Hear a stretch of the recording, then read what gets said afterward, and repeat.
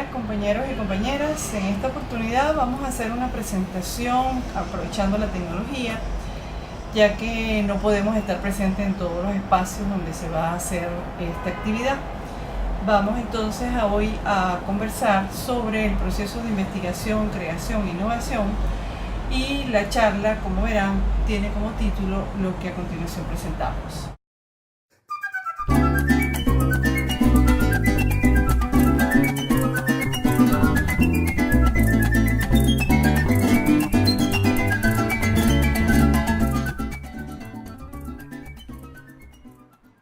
Los TLI se pueden caracterizar de la siguiente manera. No hay jerarquía entre teoría y actividad práctica, hay una pluralidad de modos en que estos se pueden relacionar. Los problemas que se plantean pueden ser muy diversos y tienen distintas intencionalidades, hay diversidad de métodos, los datos se producen siempre en el marco de alguna idea, son provisorios y no tienen siempre la misma precisión y exactitud. Los resultados tienen una interpretación que es tentativa y que no se va a considerar como la única. Por sí solo, las investigaciones experimentales o de laboratorio no permiten rechazar las hipótesis. Hay otros criterios que entran en juego. La ciencia se contrasta permanentemente teoría-fenómeno. En las teorías, los trabajos investigativos no se desarrollan para demostrar verdades. Ellos son una vía de validación de las construcciones teóricas explicativas. Ahora bien, la aceptación final es una decisión social en la que intervienen otros factores externos. Esto nos lleva a asumir posturas críticas y reflexivas ante los resultados que se puedan divulgar en cualquier medio que encontremos. Vamos a caracterizar el proceso general de investigación. Este diagrama, conocido como la V de Gauguin, permite representar el proceso de investigación. En él se muestra que un trabajo de investigación implica una interrelación permanente entre construcciones teóricas, representadas a la izquierda, y acciones metodológicas, representadas a la derecha. Todo ello en función de un planteamiento problemático, representado arriba, que surge de la observación de una parte del ambiente, representado abajo. Todo ello nos lleva a formular ciertas preguntas según las ideas y modelos para su estudio. El proceso es recursivo, no tiene una única manera de ocurrir y puede comenzar en cualquier punto del mismo. En el proceso de investigación podemos identificar algunos subprocesos con metas específicas, a los cuales hemos denominado fases. Aunque le asignamos un número, esto no implica que ocurran en ese orden, pues ya dijimos que el proceso de investigación no ocurre de manera lineal ni siempre de la misma manera. De ahí que las recetas o guías estructuradas que entregamos en educación no son una herramienta didáctica muy adecuada. La fase 1 corresponde al momento en el que un problema real es leído, entre comillas, desde el lenguaje científico en búsqueda de teorías, leyes, relaciones existentes que permitan formular un modelo explicativo solucionador. Esto nos lleva a reformular la pregunta o inquietud inicial en términos de conceptos de la ciencia. La fase 2 agrupa diversas acciones necesarias para, o bien, hacer una observación de una parte del ambiente que después nos lleva a plantear algún problema, o al estudio sistemático de una parte del ambiente que hemos provocado de manera intencional bajo ciertas condiciones establecidas en los modelos que consideramos aceptables. En la fase 3 predominan las acciones de orden metodológico, práctico. Sin embargo, las decisiones acerca de cómo organizar y procesar los datos dependen de nuestros modelos. La fase 4 implica una fuerte interrelación entre teoría y fenómeno, entre los datos procesados y los modelos que hemos establecido para explicar el problema planteado, contrastándolos para poder emitir juicios con respecto al proceso, con respecto a las teorías o con respecto a los resultados en cuestión. Finalmente, la última fase es necesaria para emitir juicios, declaraciones, tanto de conocimiento como de valoración. Esto va a implicar un proceso de socialización entre pares y de comunicación. A continuación podemos ver las posibles acciones a desarrollar en cada una de las fases. En cada trabajo de investigación, dependiendo del tipo y del problema, será necesario llevar a cabo algunas de ellas. En consecuencia, resulta conveniente planificar un conjunto de acciones a aprender a lo largo de los diferentes años escolares y en las distintas asignaturas, en la que se vaya incrementando la complejidad y la cantidad de actividades a desarrollar. Las letras A, B y C relacionan la acción con algún tipo de investigación que describiremos más adelante. No pretendemos que ustedes lean todo esto en este momento, sino que las tomen en cuenta para el futuro. ¿Cuál es el objeto de estudio de los trabajos de investigación? Algunas propuestas alternativas a la tradicional forma de realizar las actividades prácticas estructuradas y prescriptivas son presentadas por varios autores, tal como podemos ver en esta lámina.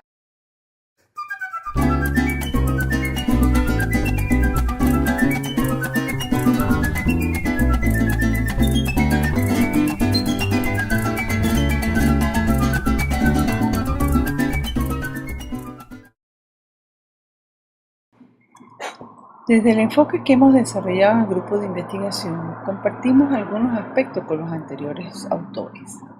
Consideramos relevante desarrollar los trabajos de investigación a partir de situaciones problemáticas en una interrelación permanente teoría-práctica, lo cual conlleva a que el proceso no sea estandarizado y por lo tanto tiene que ser diseñado y elaborado de manera consciente y con significado en conjunto con los estudiantes. Desde este enfoque, los trabajos permiten 1. El desarrollo conceptual acerca del dominio metodológico, el quehacer práctico. 2. Contribuir con el desarrollo conceptual referido a lo teórico. Y por último, el desarrollo progresivo de una visión acerca de la naturaleza de la ciencia. El objeto de estudio central es comprender y explicar el comportamiento de la naturaleza para el beneficio social y productivo. Para ello podemos actuar sobre el ambiente real, es decir, tal como existe en la naturaleza, o crear situaciones particulares en ambientes controlados. Para cada caso hay distintas formas de realizar el trabajo de investigación dentro de un contexto educativo. Veamos a continuación trabajos en ambientes reales. En el contexto educativo, estas actividades son más o menos libres y pueden estar asociadas a visitas o registros de eventos que ocurren en el entorno, en las cuales los participantes realizan observaciones cualitativas diversas que pueden luego ser sistematizadas para generar preguntas, identificar problemas o situaciones que sirven de partida para otros procesos de conceptualización o de investigación. En este tipo de trabajo, las observaciones son muy diversas, dependen de los intereses y percepciones de cada observador. La mediación del proceso de sistematización resulta muy importante para la finalidad educativa que venga a continuación. Pasemos ahora a los trabajos en ambientes provocados.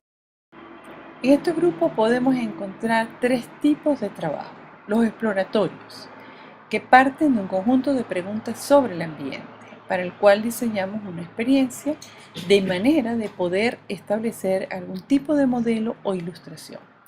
El segundo, contrastamos un modelo explicativo con el ambiente provocado. Y en el último se trata de resolver problemas, es decir, de aplicar los modelos de la ciencia a situaciones para resolverlas, problemas prácticamente de aplicación. Las demostraciones son uno de estos de primer tipo. Ellas son reproducciones de fenómenos diseñadas especialmente para evidenciar algún efecto. Tienen que ser, sin lugar a dudas, evidentes para todo observador. En el proceso educativo es recomendable incorporarlas en el proceso de conceptualización, bien sea al inicio como punto de partida o en el intermedio para ilustrar algún componente conceptual que hemos desarrollado. Ellas son una vía para propiciar la relación teoría-práctica. Tenemos que hacer un montaje atractivo, que genere preferiblemente sorpresa, que sea innovadora, que estimule a los estudiantes preguntas, ideas, explicaciones para el debate, con una duración no muy larga, entre 10 y 15 minutos. La potencialidad didáctica de las demostraciones que hemos encontrado en la investigación resulta diversa. Entre ellas tenemos, como más relevante, despertar la curiosidad por la ciencia, ilustrar algún aspecto conceptual que se esté trabajando, aprender a registrar las observaciones, argumentar sobre posibles explicaciones, socializar con los compañeros y, como toda actividad de investigación, contribuir con la construcción de una visión acerca de la naturaleza de las ciencias naturales que sea consona con los tiempos actuales.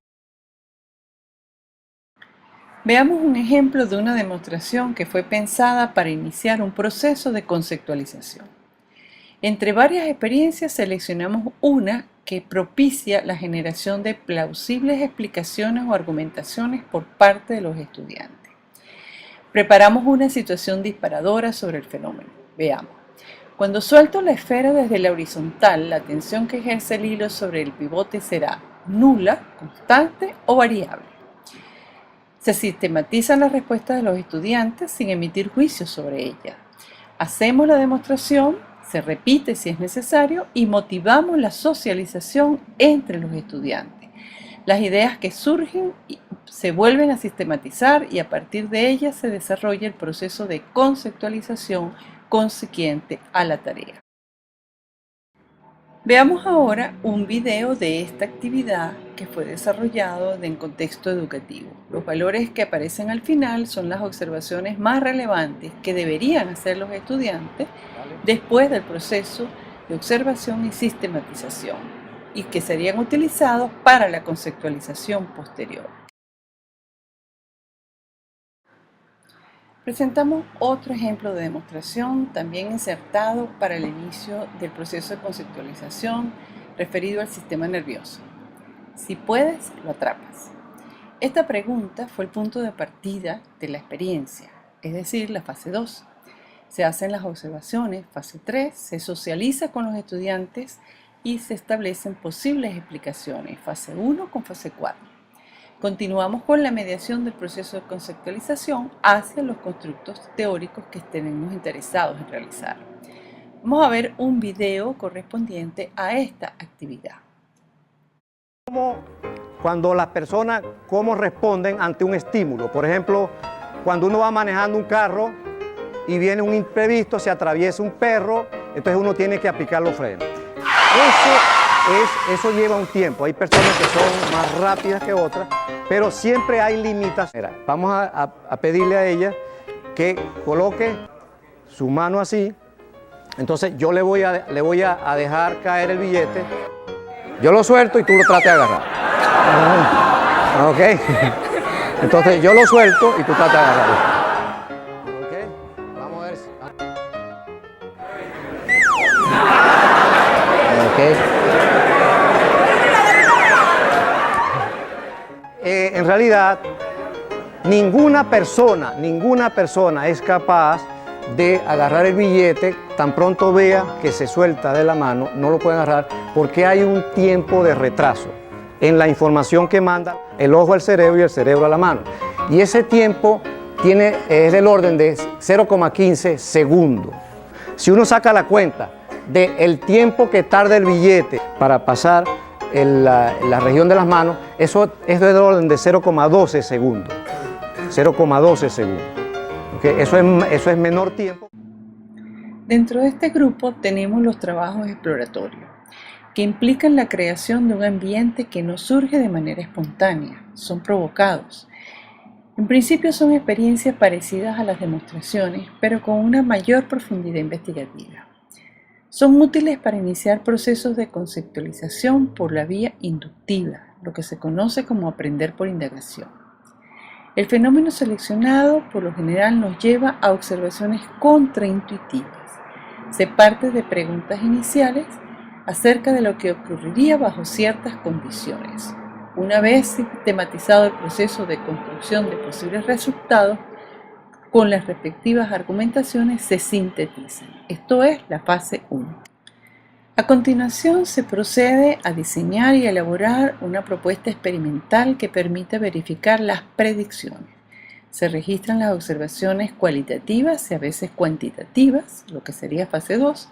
Se procesan, analizan e interpretan los resultados a la luz de los modelos intuitivos y de posibles modelos de la ciencia, fase 3 y 4. Con ello se procede a la reconstrucción de los modelos iniciales y a la construcción teórica final. Este tipo de trabajo no puede ser de uso exclusivo, pues puede generar la percepción errada de que la ciencia, la investigación es un proceso inductivo únicamente. Los trabajos experimentales tienen como potencial didáctico fundamental el contrastar cualitativa y cuantitativamente modelos teóricos con modelos experimentales y desarrollar muchísimas actividades propias del quehacer experimental.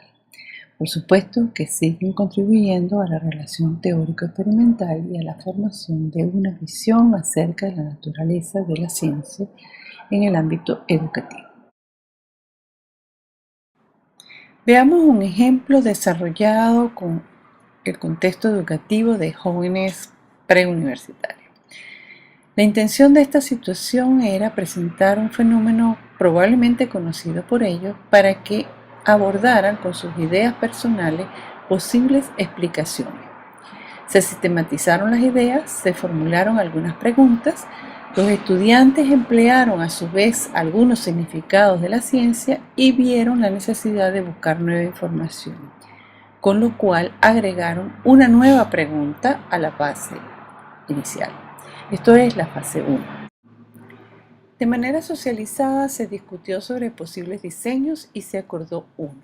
Se identificaron los supuestos, las variables a estudiar, a controlar, las mediciones, los instrumentos y los procedimientos. Se realizó el montaje, se recogieron los datos. En grupos organizaron sus datos y elaboraron sus análisis. Luego en conjunto se evaluaron estos y al final se acordó descartar algunos, quedando 2 para la comparación. Estos fueron interpretados a la luz de los supuestos iniciales. Establecieron conclusiones sobre el trabajo, entre los cuales descartaron algunas predicciones iniciales.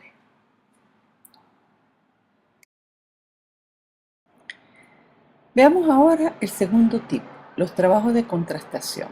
Son uno de los más conocidos en el ámbito educativo, sobre todo en física. Sin embargo, no son la única manera en la que se pueden desarrollar, como ya hemos visto. Estos parten de un problema que cuestiona, supone o quiere ratificar la relación entre variables derivado de un análisis conceptual teórico previo o de otro trabajo exploratorio tipo A. En consecuencia, se comienza el trabajo por la fase 1, del cual se deriva un modelo específico para la situación con sus respectivas condiciones.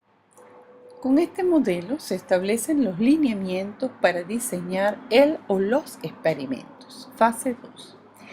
Este tipo de investigación implica estimaciones, mediciones cuantitativas directas y o indirectas, control de variables, repetición de medidas, análisis de las fuentes de error experimentales, tomar decisiones en cuanto a los instrumentos de medición y el montaje. Estas acciones son parte del aprendizaje progresivo que tenemos que ir propiciando.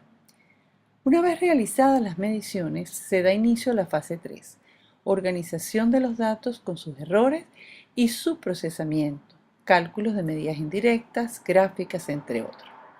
Luego se procede a la interpretación elaborando modelos experimentales que contrastamos con los presupuestos teóricos de la fase 1. Por último, se emiten las conclusiones que sean convenientes.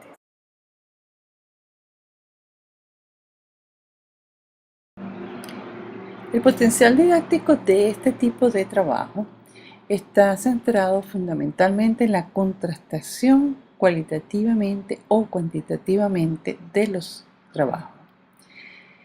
Hay muchas actividades que se pueden desarrollar propiamente de trabajo experimental en estas fases, sobre todo en la fase 2, 3 y 4. Asimismo, es útil orientar su desarrollo con guías de trabajo que progresivamente van siendo más abiertas. En todo caso, estas guías no tienen que imponer actividades prescriptivas, sino que las mismas son presentadas para ser analizadas, argumentadas en atención al problema, el modelo y las preguntas, con la posibilidad de ser mejoradas o de hacer innovaciones que tengan sentido. Veamos un ejemplo en el contexto de la asignatura de física. Se parte de un problema que teóricamente nos dice lo siguiente. El movimiento de un cuerpo lanzado con cierto ángulo se analiza en 2 dimensiones y en el sentido horizontal el movimiento es rectilíneo uniforme, mientras que en el vertical es acelerado. Se le pide a los estudiantes que contrasten con la experiencia real este modelo. Pasan entonces a hacer el análisis conceptual teórico y replantear el problema en términos de variables y de relaciones específicas que pueden ser cuantificables.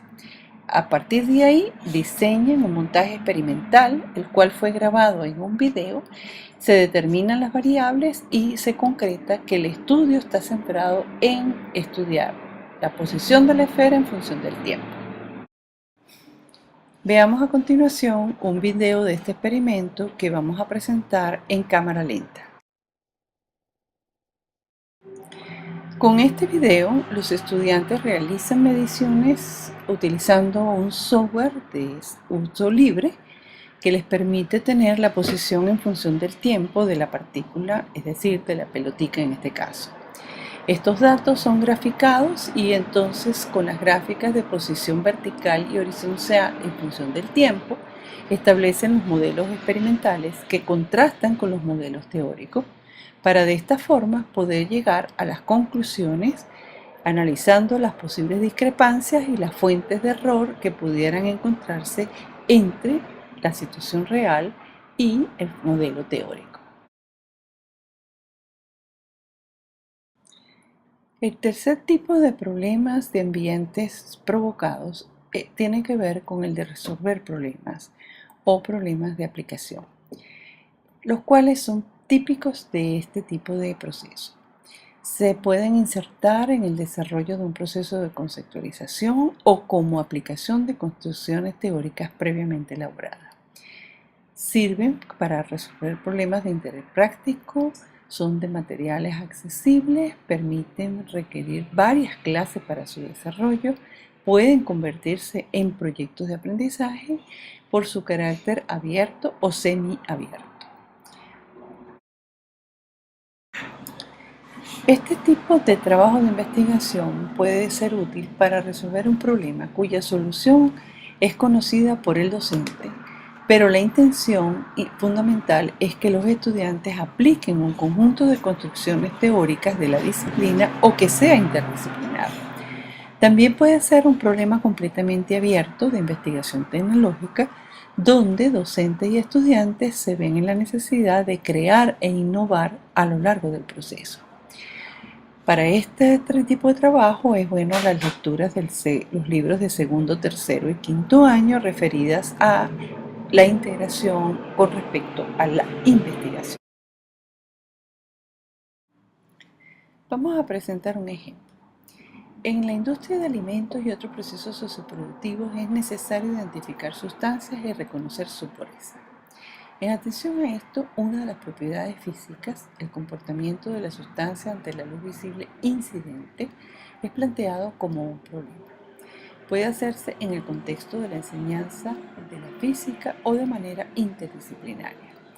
El problema se plantea en un lenguaje propio del proceso socioproductivo, como podemos ver en la parte superior. A esto le podemos agregar un conjunto de preguntas orientadoras del trabajo, que pueden ser producidas por el docente o generadas con los estudiantes. En este proceso, que es la fase 1, hay un proceso recursivo de búsqueda de información, socialización y generación de preguntas, hasta que por fin logramos establecer la manera de cómo determinar el índice de refracción de las grasas fluidas a cierta temperatura. Luego, la fase 2 implica diseñar un procedimiento experimental que permita determinar esta magnitud.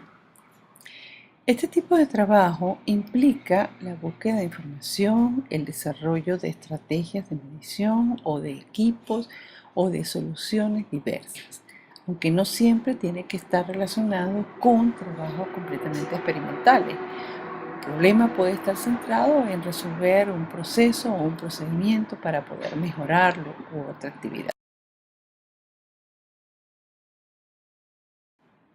Vamos a incluir en esta presentación un tipo de actividad que con el ingreso de las TIC y los recursos digitales a la educación se están incorporando a la educación en ciencias cada vez más.